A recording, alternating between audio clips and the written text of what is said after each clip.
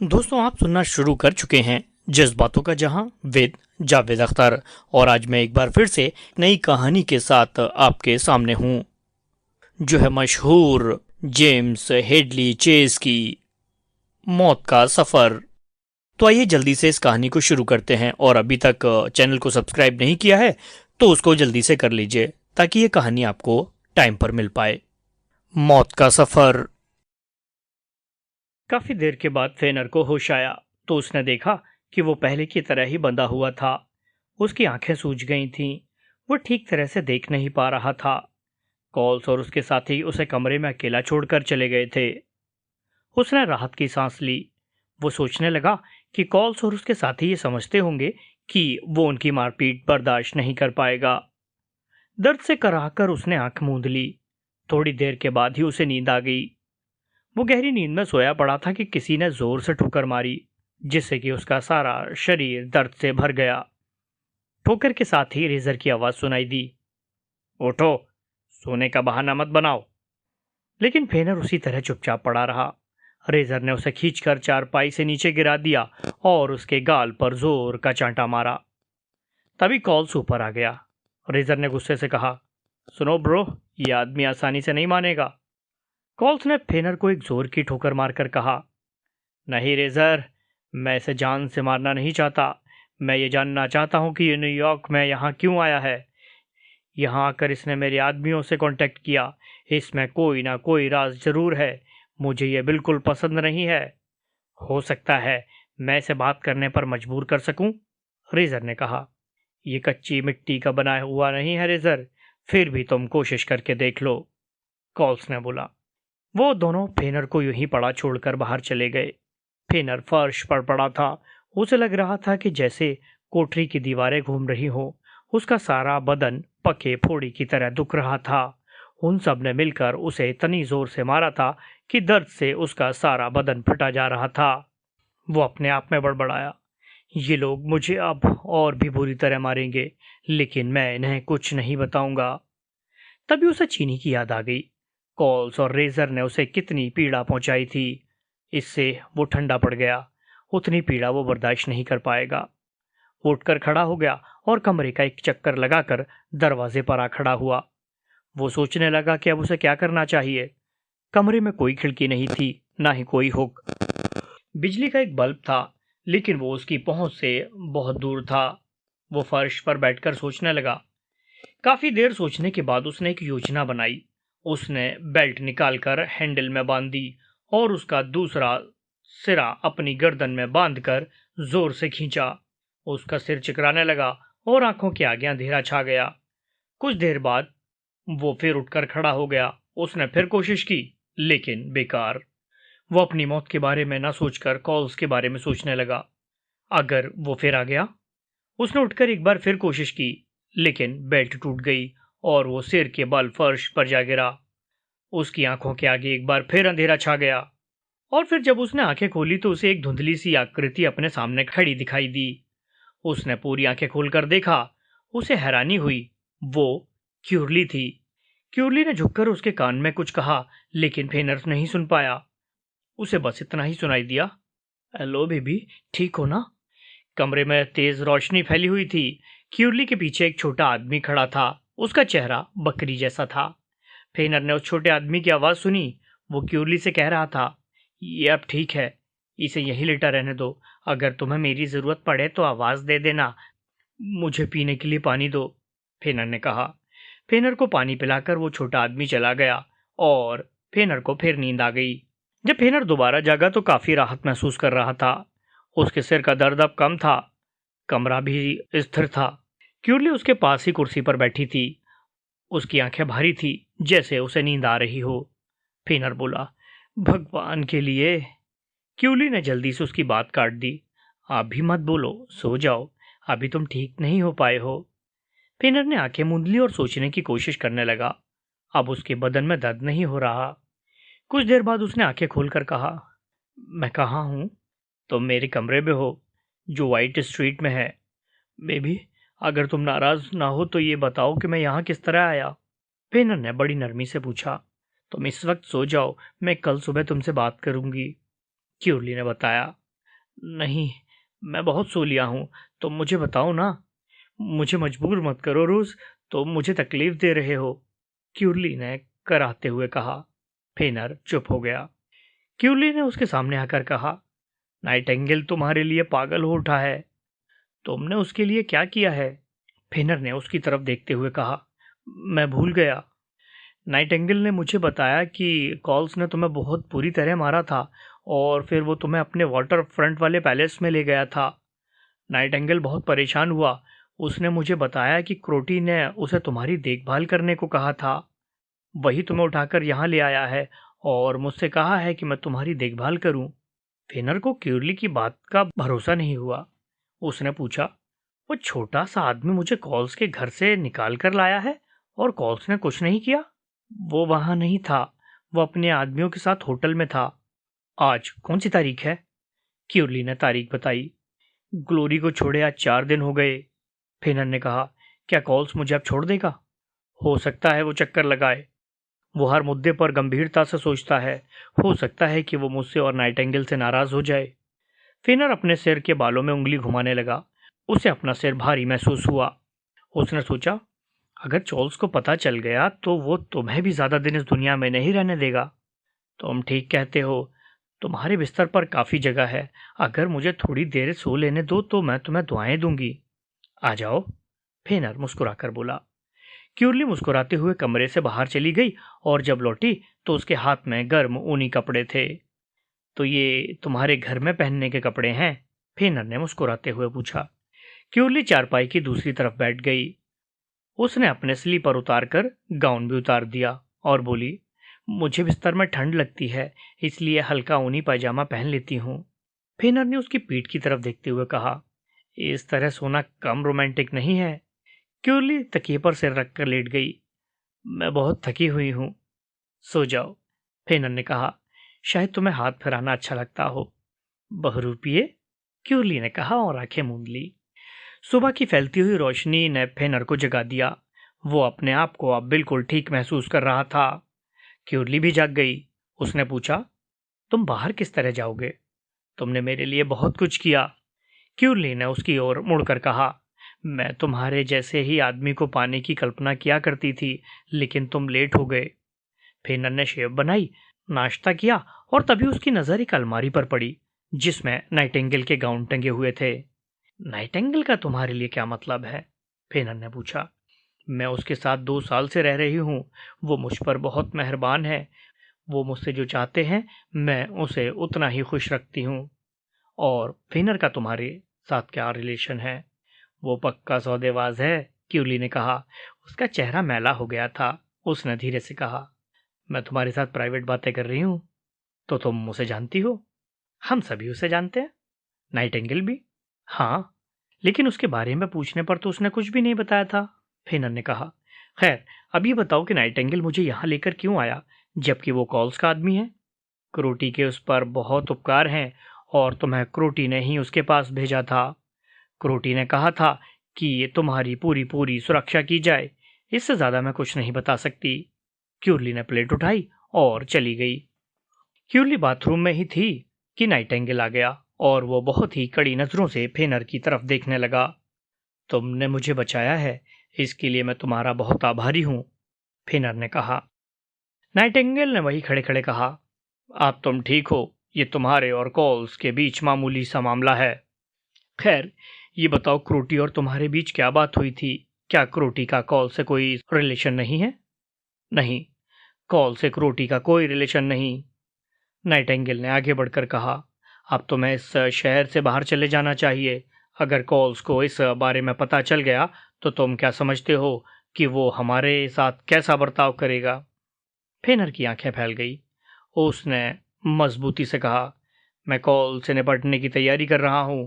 तुम्हारे लिए अच्छा होगा कि तुम पर्दे पर से हट जाओ। हाँ, मैं इसके लिए तैयार हूं। तुम्हें यहाँ कुछ करना है या मैं तुम्हारी यहाँ से निकलने में मदद करूं? नाइटेंगेल ने बड़ी गंभीरता से कहा। फेनर समझ गया कि इससे बात करना बेकार है। उसने पूछा, क्या यह मशवरा तुम्हारा अपना है? नाइटेंगेल ने 38 पॉइंट का रिवॉल्वर निकालकर फेनर के सामने में इस पर रखते हुए कहा, इसके साथ तुम सुरक्षित यहां से जा सकते हो। क्रूटी ने मेरे लिए बहुत कुछ किया है। अगर तुम आज रात ही यहाँ से चले जाओ तो अच्छा रहेगा। और फिर वो बड़ी सावधानी से दरवाजे से निकल गया। फेनर ने रिवॉल्वर उठा लिया और उसे देखने लगा। क्यूली बाथरूम से निकली तो उसने फेनर के हाथ में रिवॉल्वर देखकर पूछा, क्या नाइटिंगेल आया था? हाँ, आया था। क्या तुम यहां से चलने के लिए तैयार हो? मेरे पास कार है, वो तुम्हें कहीं भी ले जाएगी। ठीक है, तुम्हारे कपड़े इस अलमारी में हैं, क्यूली ने कहा और कमरे से बाहर चली गई। फेनर ने जल्दी जल्दी कपड़े पहन लिए। उसने अपने कपड़ों में एक अजीब सी गंध महसूस की, लेकिन उसने उस गंध की तरफ ध्यान नहीं दिया। वो कमरे से बाहर निकल आया। वो क्यूली से मिलना चाहता था। वो एकदम ठिठक कर रुक गया। तभी अचानक उसकी नजर क्यूली पर पड़ी, जो जीने की सबसे ऊपरी सीढ़ी पर लेटी हुई थी। फेनर बुरी तरह उछल पड़ा। उसने जल्दी से अपनी जेब से रिवॉल्वर निकाला और तेजी से सीढ़ियों पर चढ़ता हुआ ऊपर आ गया। उसने देखा एक चाकू क्यूली की पीठ में घुसा हुआ था। उसका सिर पीछे की तरफ लुढ़का हुआ था, लेकिन उसकी सांस अभी चल रही थी। फेनर को एक जबरदस्त धक्का लगा। वो उसे उठाकर बिस्तर पर ले गया। वो बहुत भारी हो गई थी। फेनर टेलीफोन की मेज के पास चला गया। नाइटेंगेल का फोन नंबर पैड पर था। वो नाइटेंगेल का फोन नंबर डायल करने लगा, लेकिन उसकी नजरें क्यूली पर ही जमी हुई थीं। कुछ देर के बाद दूसरी तरफ से आवाज आई, ये फ्यूनरल पार्लर है? फेनर ने आवाज पहचान ली। उसने जल्दी से कहा, जितनी जल्दी हो सके यहाँ आ जाना।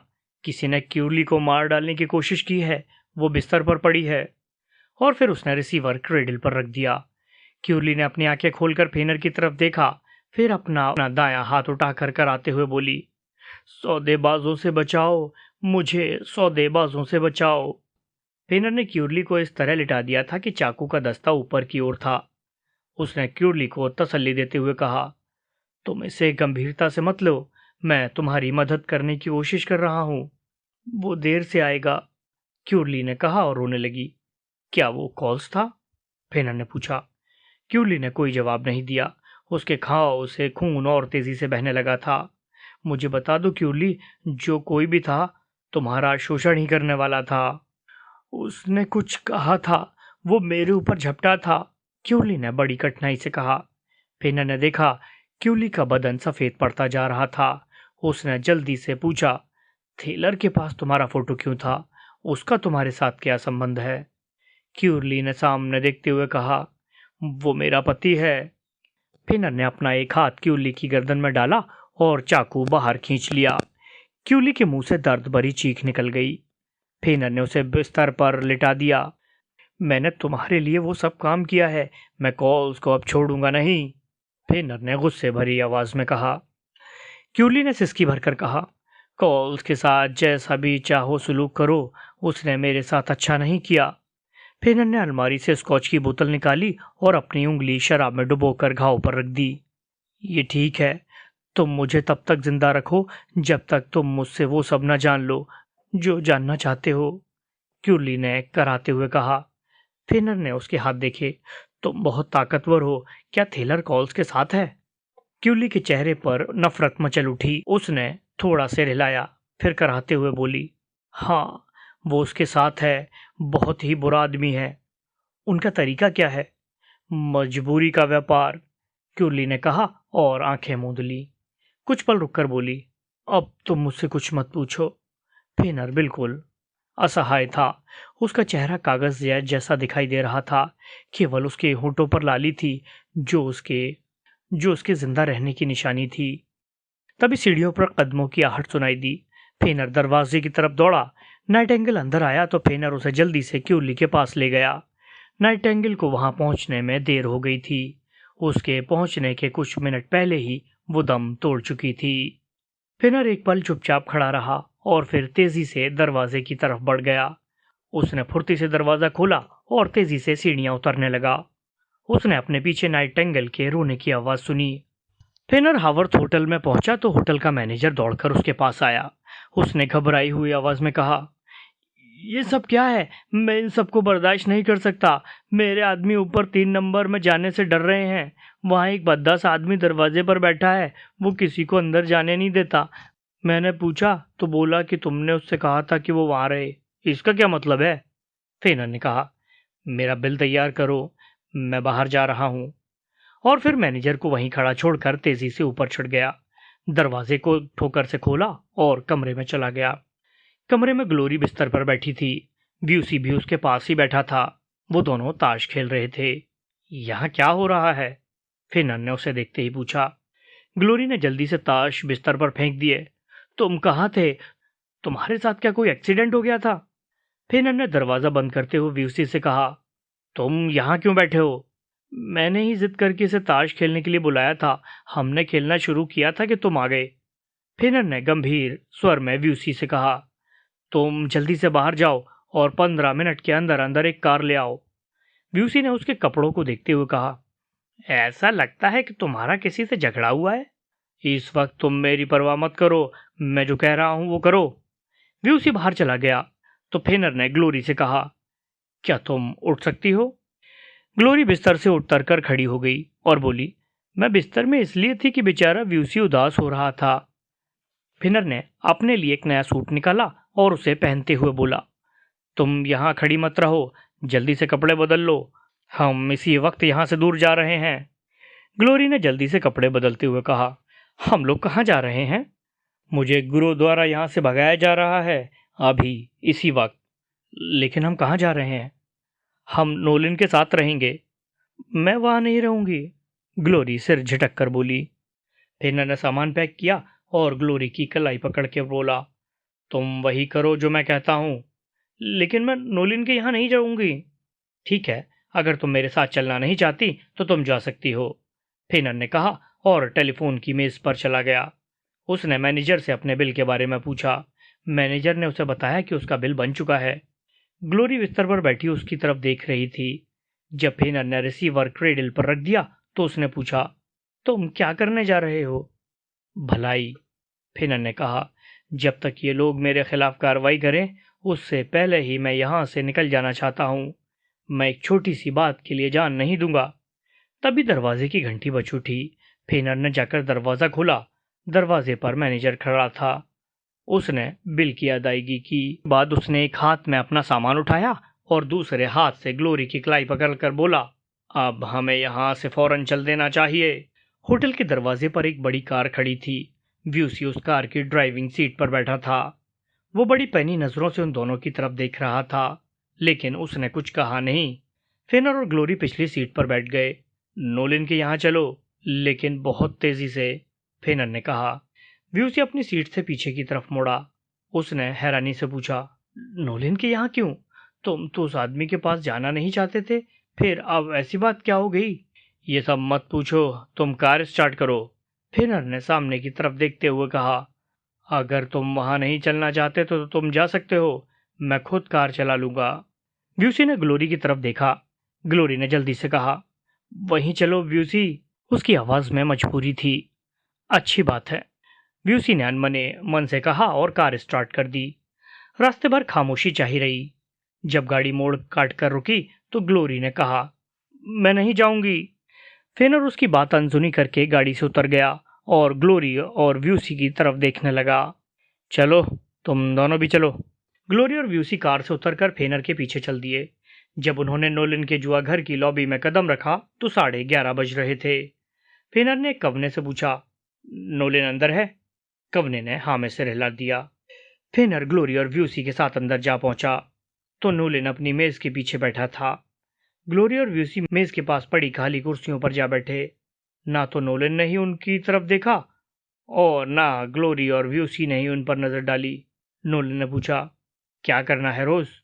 फेनर ने उसकी मेज पर रखे सिगार में से एक सिगार निकाल लिया और उसे सुलगाने लगा। उसने सिगार सुलगाने में कई मिनट लगा दिए और फिर मेज के किनारे जा बैठा।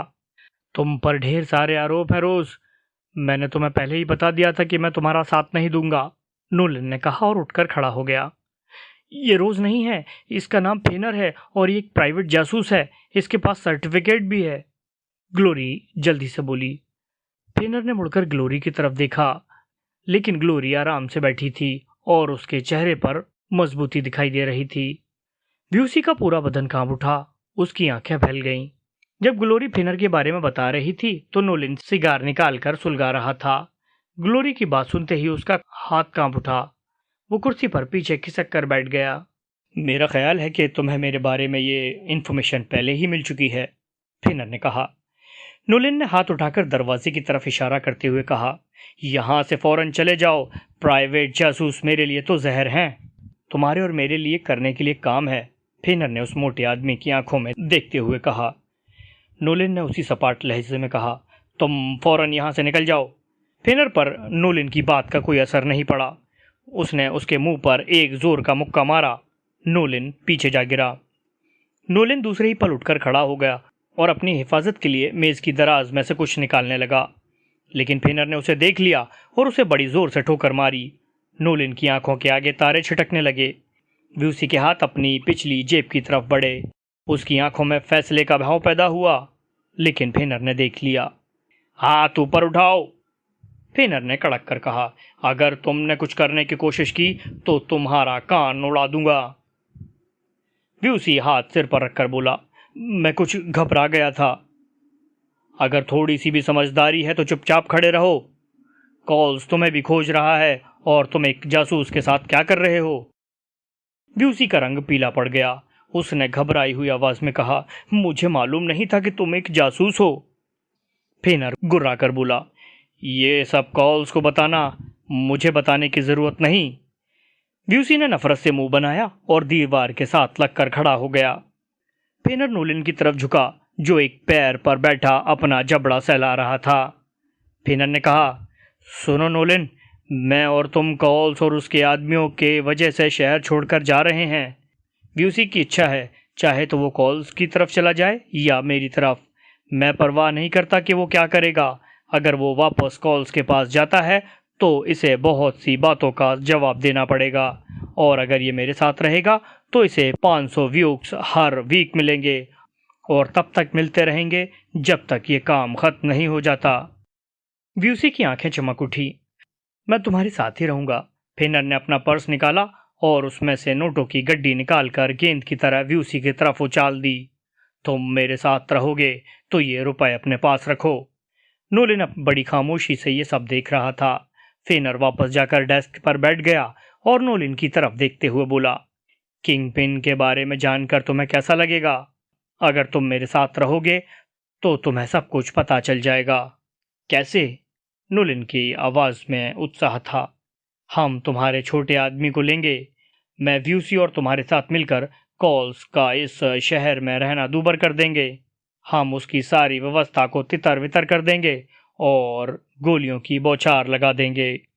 नहीं नहीं, हम हरगिज ऐसा नहीं कर सकते।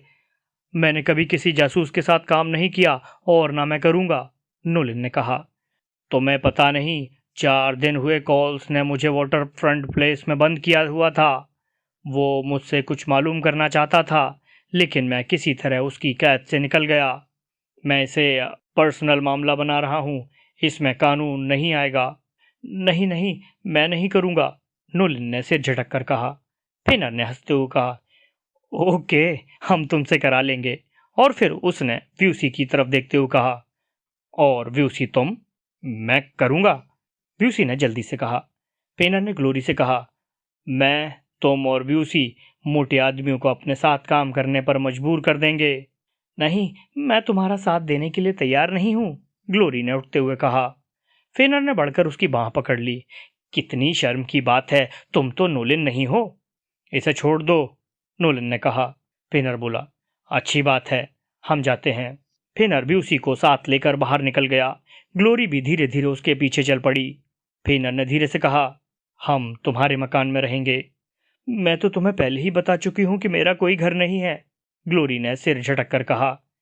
फिनर ने मुस्कुराकर कहा, हम वहां चल रहे हैं जहां तुम्हारे कपड़े हैं, उस शाम की ड्रेस जिस शाम मैंने तुम्हें पहली बार देखा था। ग्लोरी ने हिचकिचाकर कहा, सुनो, मैं कॉल्स के खिलाफ कोई काम नहीं करना चाहती। क्या तुम प्लीज मुझे माफ कर दोगे? फिनर ने उसे कार में खींचते हुए कहा, देर हो रही है बेबी, मैं किसी हत्यारे को छोड़ने वाला नहीं हूं। मेरे कारण ही तुम पर गोली चलाई गई थी। ग्लोरी ने एक ठंडी सांस भरकर कहा, ठीक है, मेरे पास एक छोटी सी जगह है, स्पोंग पियर। फिनर ने व्यूसी से कहा, तेजी से स्पोंग पियर चलो। व्यूसी तेजी से ड्राइविंग सीट पर जा बैठा। फेनर ग्लोरी के साथ पिछली सीट पर उससे सटकर बैठ गया। स्पांग पियर लगभग आधा मील दूर था। वो पाम के पेड़ों से ढका हुआ था। व्यूसी ने दरवाजे के सामने पहुंचकर कार रोक दी। मकान को सुंदर बनाने के लिए उसे हरे रंग से रंगा गया था। उसकी खिड़कियों पर हरे रंग के पर्दे लटके हुए थे। ग्लोरी ने फेनर के साथ कार से उतरते हुए कहा, गैरेज पीछे है। क्या तुम्हारे पास कार है? व्यूसी ने पूछा। क्या तुम्हें हैरानी हो रही है? ग्लोरी बोली।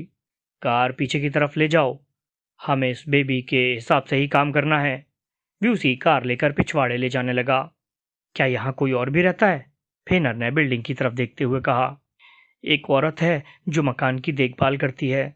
ठीक है, व्यूसी उसकी मदद कर दिया करेगा, फेनर ने कहा और फिर व्यूसी की तरफ मुड़कर बोला, कार गैरेज में खड़ी करके यहाँ आ जाना।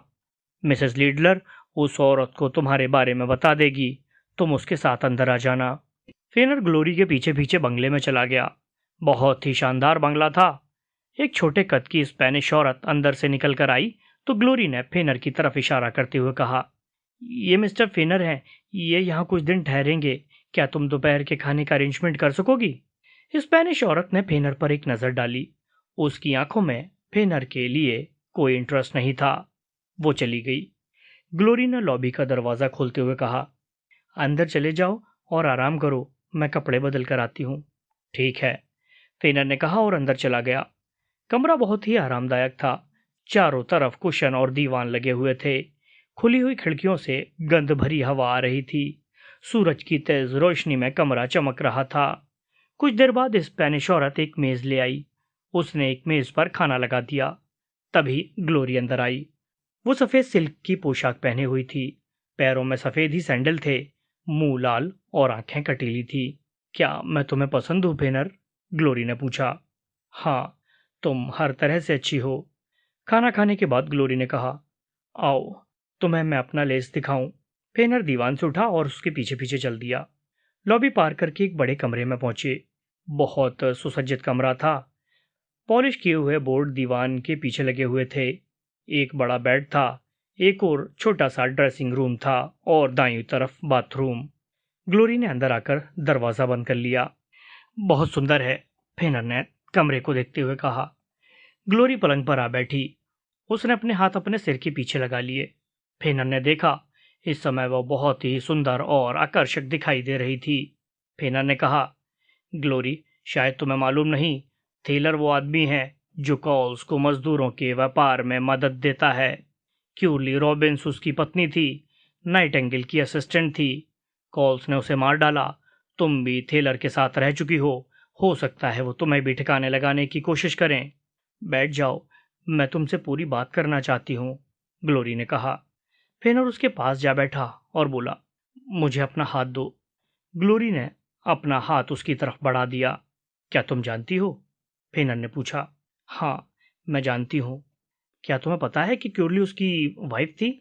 ग्लोरी ने अपनी आंखें मूंद ली और दांतों से अपना निचला होंठ दबाकर कहा, नहीं। तुम कॉल्स के बारे में सब कुछ जानती हो? हाँ, सब कुछ जानती हूँ, ग्लोरी ने कहा और उठकर खड़ी हो गई। उसने फेनर के गले में बाहें डालकर अपनी तरफ खींचा, लेकिन जब तक ग्लोरी के होंठ उसके होंठों तक पहुंच पाते, फेनर ने अपना चेहरा पीछे हटा लिया। छोड़ो ग्लोरी, तुम मेरे साथ नहीं जाओगी, फेनर ने कहा और कमरे से बाहर चला गया। दोस्तों, कहानी अब भी जारी है। इसका अगला भाग सुनने के लिए चैनल को जरूर सब्सक्राइब करें और बेल आइकन को भी हिट करते चलें ताकि आने वाले एपिसोड की नोटिफिकेशन सबसे पहले आपको मिले। तो मिलते हैं अगले एपिसोड में।